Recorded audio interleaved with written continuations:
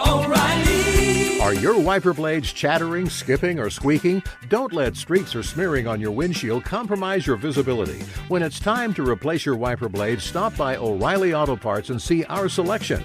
Our professional parts people will even install your new wiper blades while you wait. Stop by O'Reilly Auto Parts today. O'Reilly Auto Parts. I'm sure a lot of you guys remember the old ceremonial hunting tradition of eating the heart out of the first animal you kill. Meat from those organs are among the most nutrient-rich foods on the planet. You can get those same benefits your ancestors craved via convenient daily capsules from Heart and Soil. Find out more at heartandsoil.co. And remember, use code MeatEater for 10% off your purchase. Welcome to the Wired to Hunt podcast, your home for deer hunting news, stories, and strategies. And now, your host, Mark Kenyon. Hello, and welcome to the Wired to Hunt podcast. I'm your host, Mark Kenyon, and this is episode number 1. Today, we're going to be introducing you to the Wired to Hunt podcast and us, your hosts. And then finally, we'll be discussing our single best and worst moments of the 2013 season. Sound good? Let's get at it.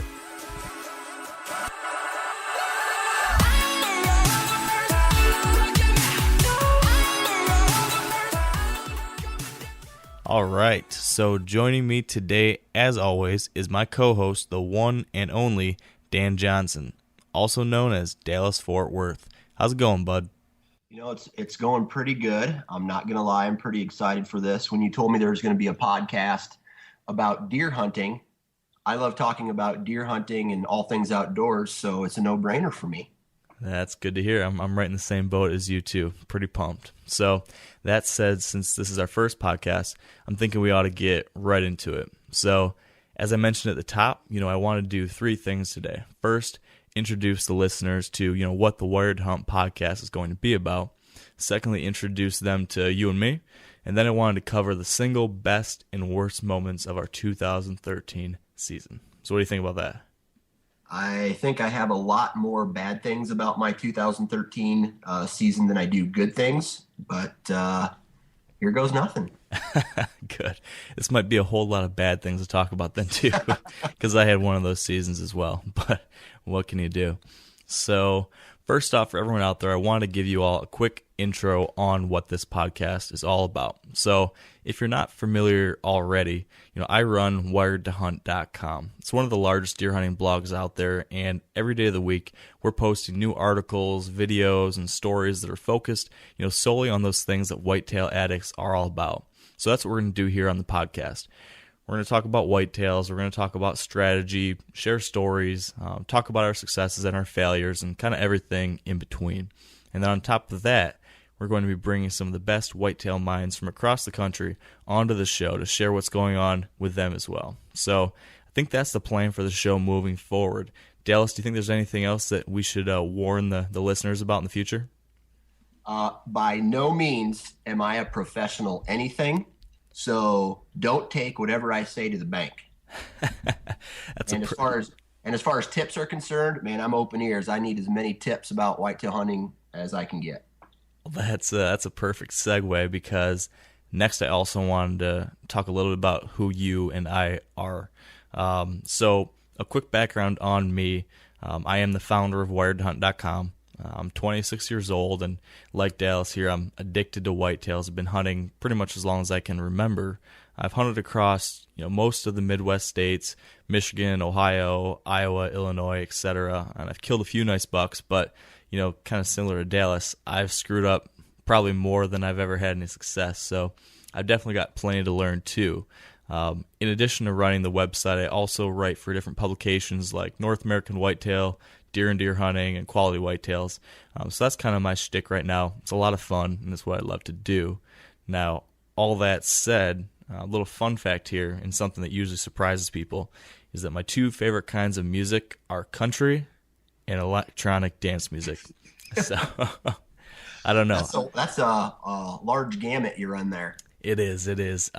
People give me a hard time because during the rut, I actually have a CD mixtape that I call the Rut and Rave Mix, and it gets me pretty pumped up to head out there and hunt in November. So I might need to borrow that sometime. It's pretty good. But what's your story, Dallas? Well, I am 33 years old. I am married. I have a daughter who just turned 1, and she is 100% in control of my life. And that's a good thing and a bad thing, I guess you'd say. But she rules the roost, so to speak. I work for a company that helps build websites, and other than that, I lost my right index finger in a horrible industrial accident in 2005 in Atlanta, Georgia. And maybe someday I will be able to share that story on the podcast. But we're all interested. Like Mark, yeah, for sure.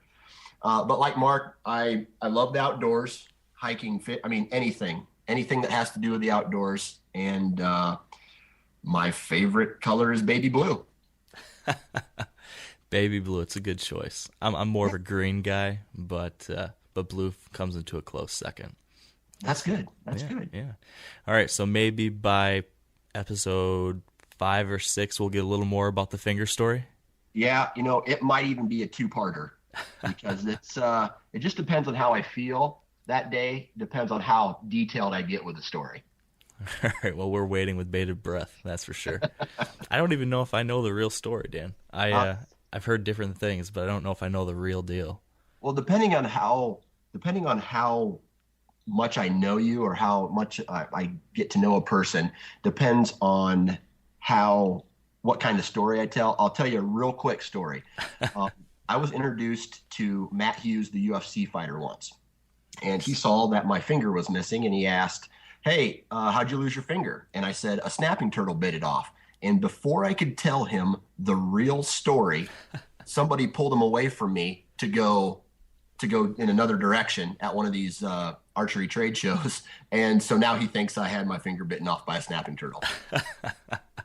That's pretty funny. So I guess then by virtue of that, you're saying that that's not the real story. So we can cross that one off the list of potential ways that you lost your finger. That is not the real story, but that is the story that is often used the most. It's a good one. I'll give you that. Yeah. I'll give you that. Well, good deal. We got the introductions out of the way. So let's jump right into the meat of what the Wired Hunt podcast is all about, and that's whitetails. So today I really wanted to kick things off by talking about our best and worst moments from last season. I think we both, knowing what I know, we both had an interesting season with lots of ups and downs. So I was hoping maybe that, Dan, you could kick us off talking about, the worst moment of your 2013 season, and then maybe something you learned from that. And then I'll share my story as well after that. Well, I tell you what, I had a really rough 2013 season. Most of it was spent bouncing around probably a 25-acre bedding area, chasing 3 different shooters, one upwards of mid-170s.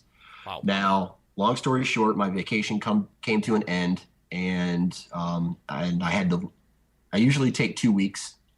This week I had to take 1 week, and then I had to go on a business trip for the second week of the rut. Now, the worst part was I got the opportunity to go an extra weekend. My wife let me go for one extra weekend after the rut was over when I got back November 24th. It was a real cold morning. I get up in my tree stand, and it was one of those mornings where no wind, crisp, cold, frost on everything, so you could hear what seemed like miles. Love it. And I did a short rattling sequence. About 5-10 minutes later, I hear a crunch, crunch, crunch, crunch, crunch. I look over to my right, and there's a 160, 165 class buck walking right towards me. And I like to film my hunts, so I tried to get him on camera, and I let him walk through 2 of my shooting lanes at 5 yards just to try to get him on camera. And by that time, I still didn't have my bow in my hand. He walks off to about 22 yards and he's hard quartering away. I finally get the bow. I draw back. I shoot him, and he does one of those real hard kicks, that pretty much lets you know that deer's dead. Right, that mule kick. You love that. The old mule kick, yep. 5 minutes later, 10 minutes later, I get down. I walk to the impact site. No blood, no arrow. Me and another guy walked for 2 days straight, gritting the same property that me and you hunted the other weekend, shed hunted the other weekend. Yep. And we found nothing, and it tore me up. Ugh. Yeah. That is the worst. Yeah. So I think about that deer every single day, and after the gun season is over, or after the hunting season in general is over, I take corn and I dump it out on some of my hunting properties to see what deer made it through the season. And he hadn't shown back up yet. So I have a feeling he's dead somewhere, and I just haven't found him yet. I remember when you posted that on Facebook last fall, and I just felt for it. I know what an awful feeling that is. So it's funny you mentioned that it was on November 24th, because I was actually hunting in southern Ohio on that same day, and it was a great day for me too. At least, condition wise, I remember, just like you said, crisp, cool, and I actually rattled in like 150 class that day too. So it's kind of funny now that I realize that's the same day. Yeah. But taking a step back, coming out of that, what do you think you learned anything from that experience, or was there something you were able to take away from that occurrence? Yeah. The way I look at it is, if you're going to do hunting and you're going to do filming at the same time, you have to be prepared for failure, because I know a lot of guys out there who will go and try to film their own hunts, one man, one camera. And it's impossible, because no matter what you plan for, that deer is going to come from an angle where you're not ready. And honestly, it's made me question a little bit, do I really want to continue filming my hunts? Because not only did I wound the deer, it would have been by far the biggest deer I've ever shot. So it kind of eats at me a little bit from more than one direction. I feel horrible that I wounded the deer, but I have to ask myself, where are my priorities? Do I want to get the deer on camera, or do I want to have the deer, dead at the end of a blood trail? Yeah, I can definitely relate to that question, trying to weigh the benefits. I do exactly what you talked about, filming my hunts myself, so just me and just my camera, and it is, like you said, it's nearly impossible. It's a royal pain in the butt trying to deal with all that camera gear and everything while you're trying to hunt and get set up. But the one thing that keeps bringing me back to it, though, is, the day after or something, when you see a great deer and you get to relive that experience on film and watch it again and show your friends. I just love that so much. It keeps on bringing me back to it, but I can definitely relate to the challenge, that's for sure. And I actually, the last 2 years, I have tried to self-film a kill. Both times I got the kill, but I wasn't able to get it on film. So I still haven't really pulled it off, but maybe this year. We'll see. Yeah, it's definitely difficult. That's the truth. Well, that said, then I guess I'll share with you my sob story, which isn't too different than yours. And ironically, with this one, I was able to get the film, but not the kill, or not the shot. But this was for me a few weeks after your rough experience. It was December 6th, and I was hunting a property down in southern Ohio. I'd been there for the opening couple days of their firearm season, and it warmed up, so I headed home back to Michigan. I think 3 days later, a big cold front was supposed to be hitting, so I ended up turning around and coming back down to southern Ohio for that cold front, and it was a big snowstorm, like 30-degree temperature drop. I just knew it was going to be good. So I got down there and got to this property, and so much ice had been coming down. It was like sleet and ice and rain and snow all mixed together that when I got to one of my tree stands I was planning on hunting, I couldn't even climb into the tree. Every time I tried to grab one of the tree steps, I would slide right off.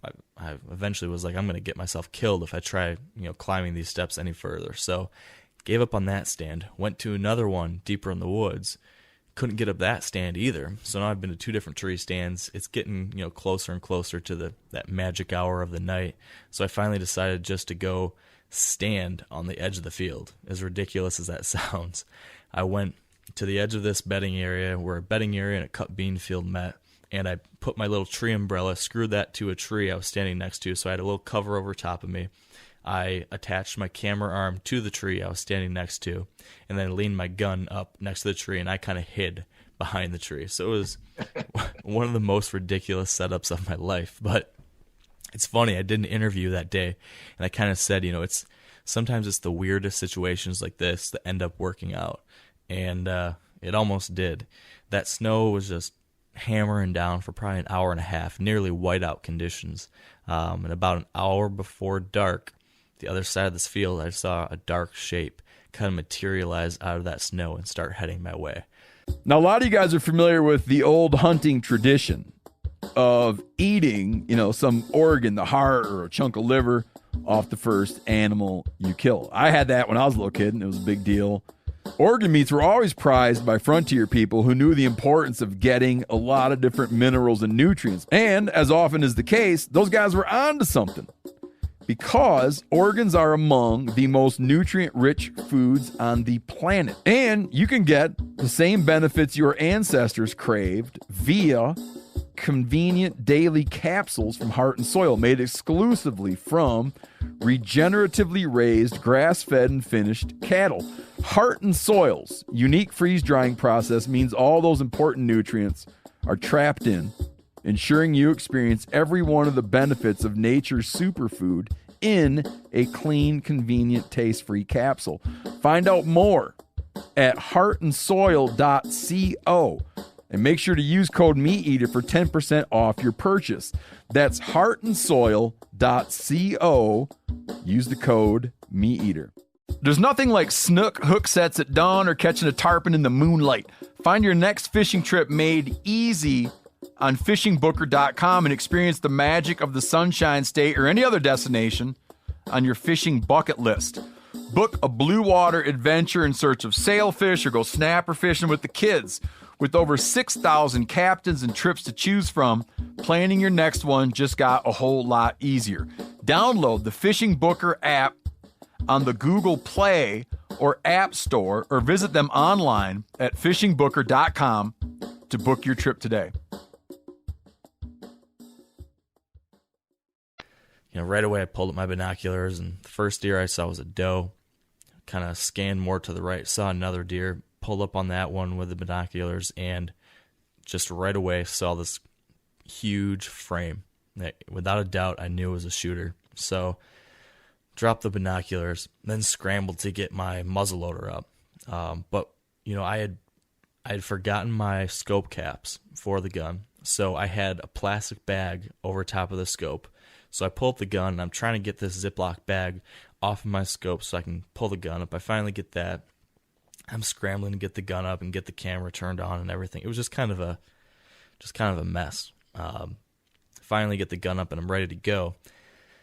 And I try to get my rangefinder, and I remembered that I wasn't able to find my rangefinder that day. I looked all over the place, couldn't find it. So here I am, kind of scrambling on the ground. This deer is approaching across this field, and I can't range him, so I don't know how far away he is, but he seems close enough. Now, I had sighted in this gun. It was a new muzzleloader I had just bought a few weeks beforehand. I'd sighted it in at about 100 yards, so I figured I'd be safe out to 150. Unfortunately, I wasn't able to range this deer, so long story short, I pulled up, he stopped, I took a shot, and he just stood there and didn't move, just looked around. Instantly, I knew I'd missed. I was fuming, I guess would be the only way to describe it, but I scrambled. He was still standing there, so I scrambled now to reload. So I'm stuffing more pellets down my muzzleloader, putting a sabot down. Got another load in. This time I pull up again. He's still standing right there where he was originally. I assume this was around 100 some yards, maybe a little further. This time I remember I took my time a lot more. I rested the muzzleloader against the tree, which I'm pretty sure I did the first time, but I guess I can't remember for sure. But had the gun rested against the tree I was standing next to. Really took my time on this shot.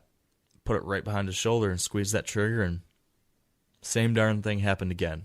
He just stood there, and I unbelievably had missed this buck, this great big, what turned out to be a really big 8-pointer that we had a lot of pictures of on that property. Missed the darn thing twice. And after about another 30 seconds, I tried to reload again, and he eventually took off running. And I went out there, wanted to check for blood while the snow still hadn't covered anything up, and there was nothing. I tracked him for, 500, 1,000 yards all the way across our property to the neighbor, and I could see his tracks just fine, but not a drop of blood, nothing. So I completely biffed it on that deer twice in a row, and this was after, hunting all season, having lots of close calls, but nothing close enough. I think I had like 7 or 8 really close calls on good deer this fall, leading up to this point, but I just couldn't pull it off. So when the opportunity finally presented itself and I missed and kind of blew that opportunity, it was kind of crushing, I guess would be the only way to describe it. So that was definitely my low point, I would say. Well, you know what they say, if you've never missed a deer, then you haven't been hunting long enough. So, those things definitely happen, man. I've missed deer. I've wounded, the shipwreck story. Oh yeah. That's a story we'll have to dive into more detail at some point for sure. Yeah, for sure. But like you said, what can you do? It's part of hunting. All you can do is prepare as best as possible, practice, and sometimes things don't go as you would have liked. But I guess on that same point, when it comes to lessons learned, I did make a couple mistakes here. Number one, I hadn't shot this muzzleloader out to longer ranges than 100 yards before. So I just kind of assumed it would be okay. That was a mistake. I should have, shot this gun out to 150 or further just to better understand, how that bullet might drop at longer ranges. I wish I had done that. I would have, known a little better if I should have taken that shot or not. Even though I didn't have that rangefinder, which is kind of a ridiculous story. I later found out that later that evening, I realized that the rangefinder that I couldn't find in my truck or my box or anything, it was just tucked in the pocket of my bibs that I was wearing the whole time out there. I got 1,000 stories for you. I mean, release, rangefinder, you name it. If you need it for a hunt, I've left it in a truck or what I thought, and it was in one of my pockets. So I definitely feel you there. Yeah. I guess maybe we're not the sharpest tools in the shed. That's a fact. Yeah. But so I wish I'd had that rangefinder, but again, I should have known how my gun would have shot a little better than that. And then secondly, I think I just needed to slow down a little more. My assumption is that I shot underneath that buck. I paced off the distance and ended up being a little over 150 yards. But with all the snow, it was just really tough to see and really get a good idea of how far away he was. But regardless of that, I still know that first shot definitely was rushed. So for me, I'm constantly trying to find ways just to slow myself down in that moment, because I have the tendency to just kind of go in this zone. I almost black out. At least my natural tendency in years past is just when the shot comes, my body just kind of takes over, and my mind sometimes turns off. So I've been working the past few years trying to control that a little bit better, and I just need to continue to improve that process, I think. So I think that's really what I took from this. Yeah, I can definitely relate to you there, man. I turn on to autopilot when the shot comes. Yep, and I think that's probably for most people. I think each one of us just has to find that different system of sorts to overcome that. So it's a work in progress, right? That's a fact, man. Always learning. That's the truth. So how about we move on to maybe a happier topic, being the best part of our 2013 season. Do you want to kick off with that one too? Yep, sounds good, man.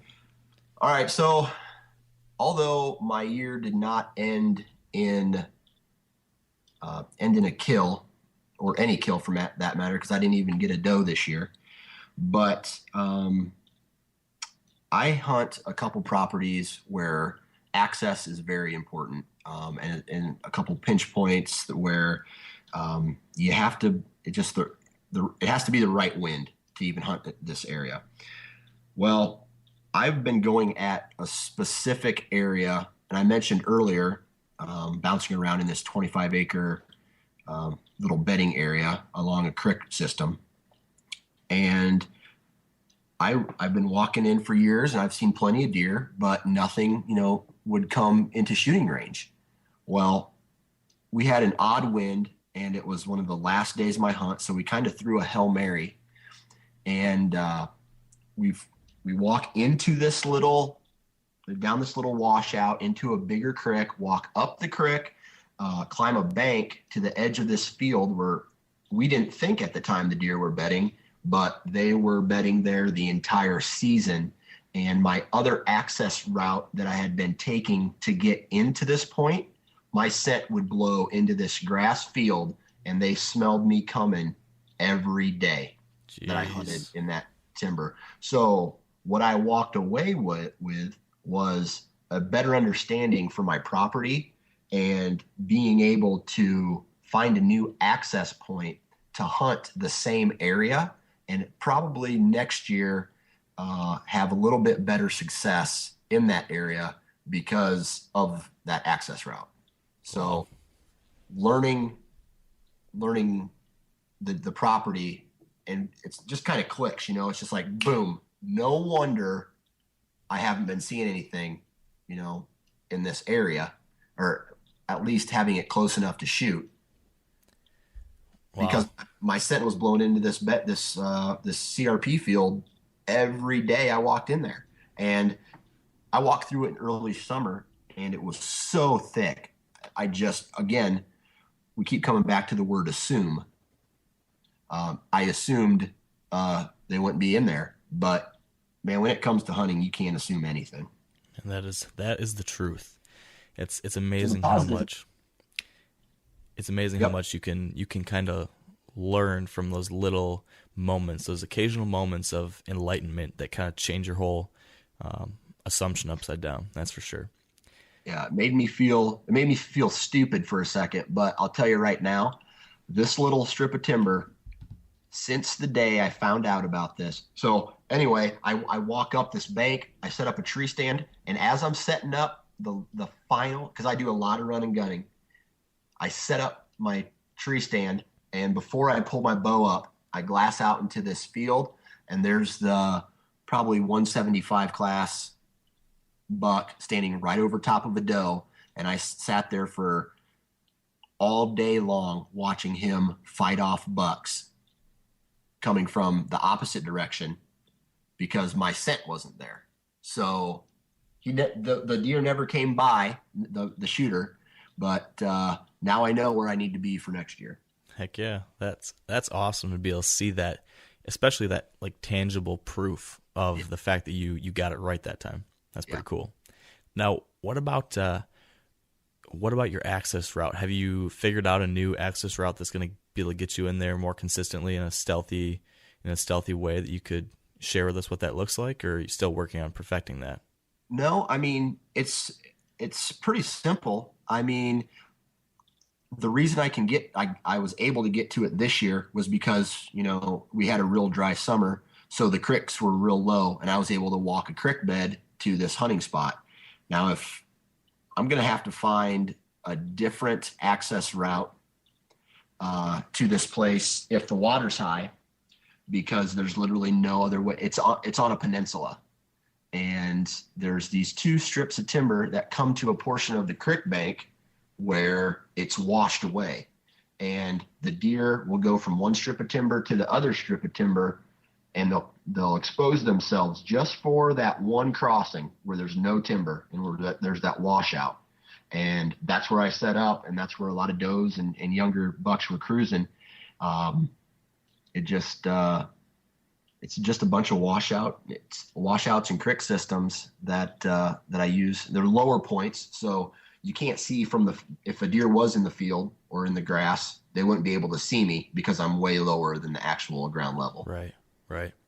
Yeah, love those creeks that you can walk in to get access. Those are just perfect ways to get into a stand. There's even a couple of spots where the water's too high for me to wade through over in some of the areas that I hunt, but I've actually thought about getting a little kayak or something just to take that creek right into my stand with a little boat or kayak or something. That I think it'd work pretty well. Yeah. So needless to say, I am definitely excited to, June, July this year, get out there, hang a stand, get it trimmed out, and hopefully the game plan presents itself. But as we all know, game plans change, and they can change fast during the rut. That's the truth. Now, do you know anything about that 170? Did you hear from anyone if they took him, or could he possibly be still around? No, it's hard to tell. I hunt in an area where it's a lot of, and what I'll say, old time hunters. So if they shot a 200-inch, they wouldn't tell anybody. Right. They would, it's kind of funny.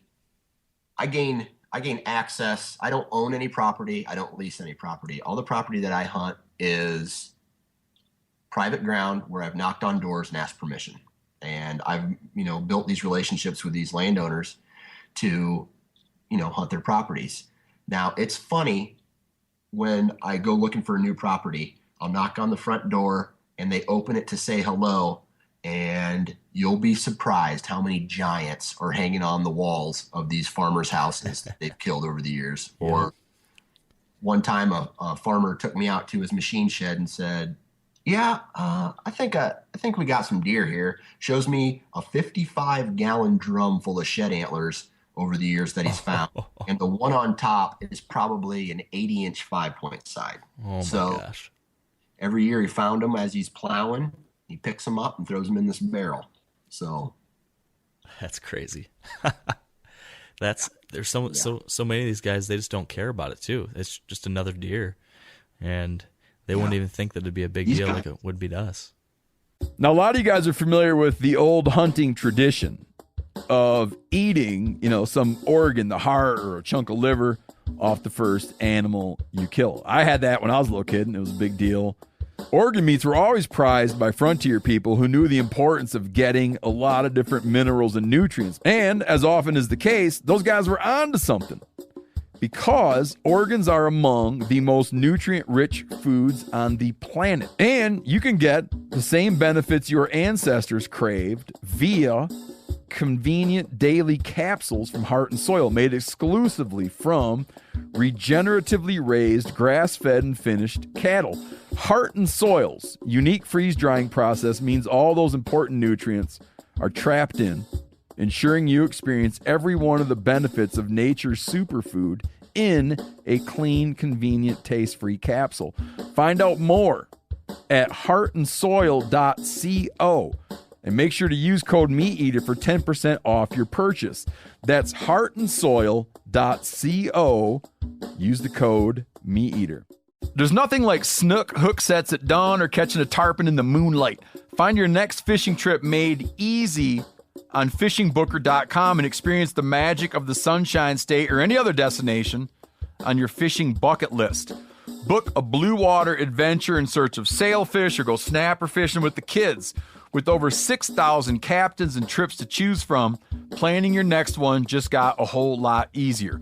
Download the Fishing Booker app on the Google Play or App Store, or visit them online at fishingbooker.com to book your trip today. Yeah, and these guys, it's all about crops. So, they hunt because they have time during the winter, but during the fall it's harvest season, and they don't even care about hunting because they got other work to do. But, coming back to the positives of the season is, I am a true believer that any time spent out in the woods, whether you see a deer or not, is a positive thing, because I sit in a cubicle for 40 hours a week, and probably just like the rest of the hunters out there, maybe I don't like my job all the way. So when it's time to just go out and unplug for a while, man, that's the best feeling in the world. Absolutely. That's so true. And you're really good at this whole segue thing, Dan, because that perfectly segues in to the story I wanted to share. Perfect. So thanks for that. Let's hear it. So I 100% agree with you that those moments out hunting are so great, regardless of whether you see a deer or kill a deer.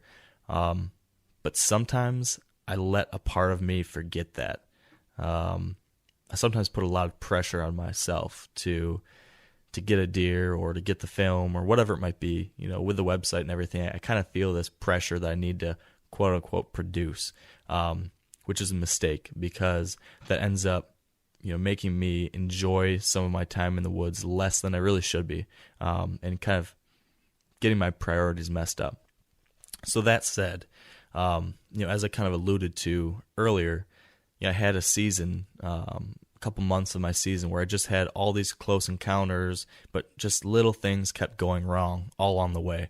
I'd see a great deer, and at the last minute my wind would swirl, or had another deer come in and couldn't get a shot because I had planted a certain type of food plot that kind of blocks the visibility from around it, and he got behind this tall grassy stalk area and couldn't get a shot. But one way or another, there was always something that went wrong, and even though I should have been enjoying the fact I was seeing some great deer and having great encounters, I just kind of let it chew at me and I kind of took a turn to negative town, I guess would be the best way to put it. So by the time I got to December 6th and I missed that buck in Ohio, I was really just down on myself and really wasn't enjoying myself anymore, which is a bummer because, hunting whitetails is a privilege, and it's a wonderful thing, that it's almost sacrilege to be out there and not be enjoying every moment of it. So that said, fast forward a few days, I've gotten pretty dejected with the season.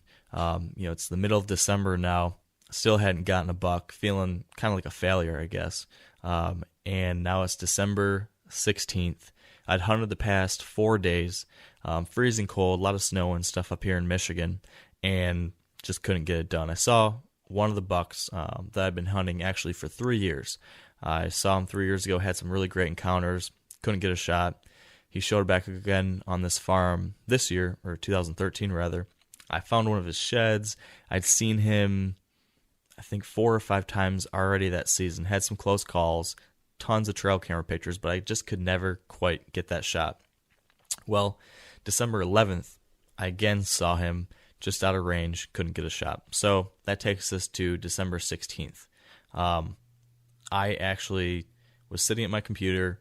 It was probably 1 o'clock in the afternoon. Usually that's when I'm hopping in, taking a shower, and getting ready to go hunt, if it's a day I'm going to be hunting. And my wife came into my office. I was working on an article, I think, for the website. And she asked me, are you going to be getting ready to go out and hunt soon? And I just remember I told her, I'm just not feeling it today. I'm just going to try to get some work done. At least then I'll really accomplish something along those lines. And the look she gave me, it could kill. She just looked at me like, who do you think you are? Like, get out there, do what you love to do, stop making excuses, and hunt, which is a pretty great thing for a wife to say, I must admit. I'm a lucky guy. So she got me off my tail, and I ended up heading out to hunt, and I went to a different section, or a different property, really, than I usually hunt. This is on the backside of the main property that I hunt here in Michigan. But I had permission on this piece, and I'd heard that a good deer had been spotted out in one of these cornfields. So I thought it might be, this target buck I'd been after. I'd been calling him 6-shooter because, 3 years earlier when I first saw him, he was just a giant 6-point buck. So I thought maybe it was him or this one other deer I'd been chasing. So decided to try to hunt this spot. I didn't have any stands out there. I didn't really have anything prepared. So my plan was literally just to sneak out there along the edge of this field and sit behind a tree or something, kind of doing the same silly thing I did in Ohio, and just see what I saw, maybe learn something, and try to get a better setup the next day. So I snuck and crawled my way into this back corner of this cornfield. It's kind of a long story, but funny. It was a kind of a big hill that I had to come over, and I knew if I went over top of this hill, any deer that were bedded back in this timber would see me. So to try to not be seen, I crawled on all fours along the backside of this hill and ended up falling and rolling over in the snow, and it was just kind of a whole mess making it happen. But I got set up, and I actually was kneeling down behind a tree, and like a 50-year-old ottoman. Somebody years ago had brought an old footstool, an old ottoman out there on the side of this field. It was all deteriorated and some of the fabric was rotted away, but kind of worked as a good little makeshift blind, I guess. So I got set up there, and throughout the evening, I ended up seeing a bunch of deer, a whole bunch of does filtered out, and a couple young bucks. And finally, maybe 20 minutes before dark, that deer, 6-shooter that I've been hunting for so long, pops out on the other side of the field, maybe 400 yards away. Watched him for a little bit. He disappeared. Then maybe 10 minutes before dark, he comes back the same way he came, again, still out of range, disappears back into the timber, heading away. So I was excited to see him again, but just like all the other times, I'd see these great deer, just could not get the shot. So I figured that was probably one of the last chances I'd have at him. So I sat around a little bit longer. It got to the point where I couldn't film anymore because the light was just starting to go down. So since I couldn't film anymore, I decided to call it a night and get out of there before any more deer filled the field. So I stood up, started getting ready, and this is where the story gets kind of goofy. I had to take a leak before I left. So I decided to do that just before I walked out of there. It's still light enough to see, still shooting light and everything, but I was going to try to get out there early. So taking care of my business, and out of nowhere, 40 yards away, right out of the timber line I was standing in, steps that buck. I don't know how it happened. He had traveled 400 yards all the way around to the backside of me. I don't even know how it's possible, but somehow there he was, 40 yards away. I reached for my gun, pulled up, and I got a shot at him. So it was a crazy, crazy way for the season to end, even how that specific hunt went. And I think it was so representative of my whole season. And I think it came down to not giving up, keeping on pushing, even when I wanted to call it quits. Usually it was myself, getting myself up and going. Sometimes it was my wife giving me the extra nudge. But either way, it was so great to finally be rewarded for that hard work and persistence. And I think, that's really what I took out of the season is, number one, being persistent, pushing through, keeping on. And then secondly, making sure my attitude was in the right place, enjoying my time in the woods, and not getting so focused on sometimes the more materialistic type of things, the kill, whatever it might be. So I learned a ton this season from that perspective and was so fulfilled because of that. For the season to end that way, it was just kind of a dream come true, and it also kind of taught me some important lessons. So that was definitely the high point of my 2013 season. Yeah, that buck you shot was a stud too. I love that. I love those brow tines, man. That picture is awesome. He's a cool deer. Not the biggest deer in the world, but he was mature, 5.5-year-old here in Michigan, and lots of character. So it was neat having so much history that I had with him. I was just so thankful and blessed that could happen. So I'm a happy hunter now, just excited to see what 2014 might bring. Heck yeah. And that's guys like us, man. It's like my wife asked me a while ago. She's like, why don't you think of anything else except deer hunting? And my answer to her was, because there is nothing else to think about. Oh, I know. We've got quite the addiction, don't we? Yeah. It borderlines on obsessive compulsive at times, I think. Yeah, so I've been told. But, I always like to remind my wife and family members, it could be worse. At least what I'm into isn't, I won't drop any other examples, but it could be worse. Yeah. Yeah. There's plenty of other examples out there. Yep, that's for sure. So I think that's a perfect place for us to wrap up, Dan. I think this is a perfect example of what the Wired Hunt podcast is going to be about. Like I said earlier, we want to share these stories and kind of the things we've learned along the way, and then just talk about the things that matter to you and me, Dan, and to all the listeners out there. Everything about the whitetail, how to hunt them, how to learn from them, and how to just have a good time out there in the woods. So, that's the plan moving forward. To all of you that are listening to this first Wired Hunt podcast, I want to thank you, so much for taking the time out of your day to join us. We really appreciate it, and we're excited for what's to come this year. 2014 is looking to be a great year, not just for hunting, but also for Wired to Hunt and this show. So I can't wait for you to hear that. That said, be sure to visit wiredtohunt.com/episode1, where we're going to be posting a few notes from today's episode, including a link to the film from that hunt where I killed 6-shooter. So you can take a look at that film if you haven't seen it already. And then also, if you haven't already, be sure to sign up for our Whitetail Fix newsletter. There's a gray box on the right-hand side of the website where you can sign up to get updates from us and our free guide to the top 10 must-have resources for the whitetail addict. Some pretty good stuff. So until next time, thank you, Dan, for being with us here. We're excited to be continuing to do this in the coming weeks. And to all the listeners, have a great week and stay wired to hunt.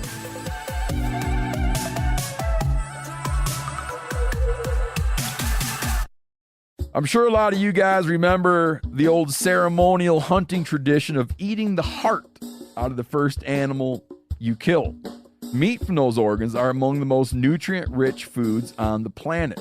You can get those same benefits your ancestors craved via convenient daily capsules from Heart and Soil. Find out more at heartandsoil.co. And remember, use code MeatEater for 10% off your purchase. You ever get that feeling the walls closing in, the concrete jungle suffocating you? You crave some wide open spaces, the chance to connect with nature, maybe in a spot all your own. Well, head over to land.com. They've got ranches, forests, mountains, streams, you name it. Search by acreage. You can search by location. You can search by the kind of hunting and fishing you're dreaming of. Land.com. It is where the adventure begins.